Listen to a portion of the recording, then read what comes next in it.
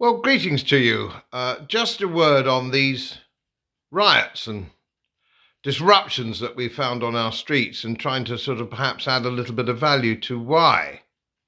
We're supposed to live in a representative democracy, which of course we don't. It's absurd. There's nothing representative about it at all. You vote for the guy with the blue label, or you vote for the guy with the red label, and they're both complete and total and utter muppets.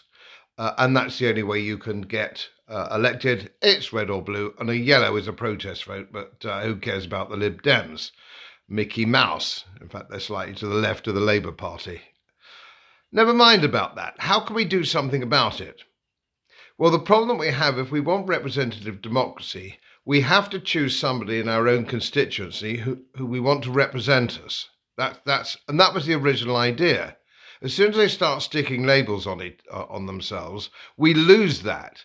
And what actually happens is you get a small cartel of people at political party headquarters, and the Conservatives are the worst for this, in Smith Square, and they parachute somebody in to be the Conservative MP for whatever constituency it may be, usually against the will of the constituency committee, who have a perfectly good local man of their own who they know.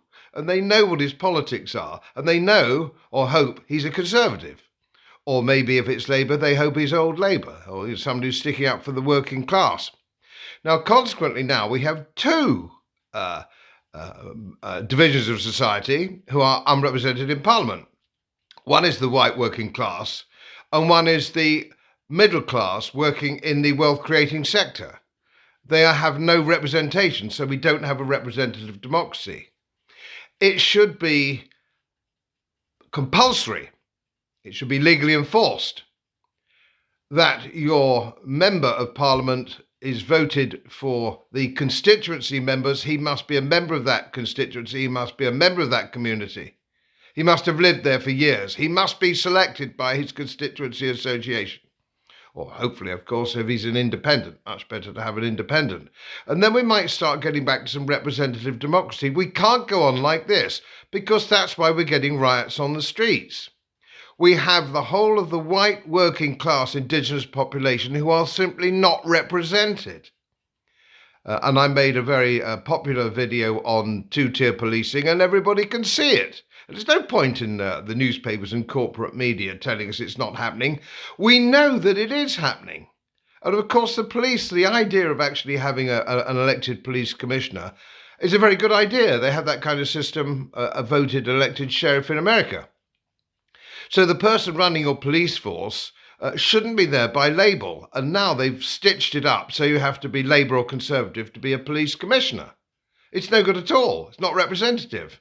What we want is to vote for somebody who is going to be the police commissioner, who's going to make sure that your region, your police region, is policed as you want it, not as some political party want it. We must get away from labels, blue or red. It's the same in North America. It doesn't work. It degrades democracy, and the next thing you know, you've got riots on the streets. You don't need the bloody brains of an archbishop to see that it was going to end up like this. As most of you know, my work is very heavily independently research based, and I get my information from all over the world. It would help if you press the subscribe button and the little bell next to it, because the more subscribers I have, the more likely it is that international independent research institutes will share their material with me. It's most helpful, and then of course I automatically share it with you.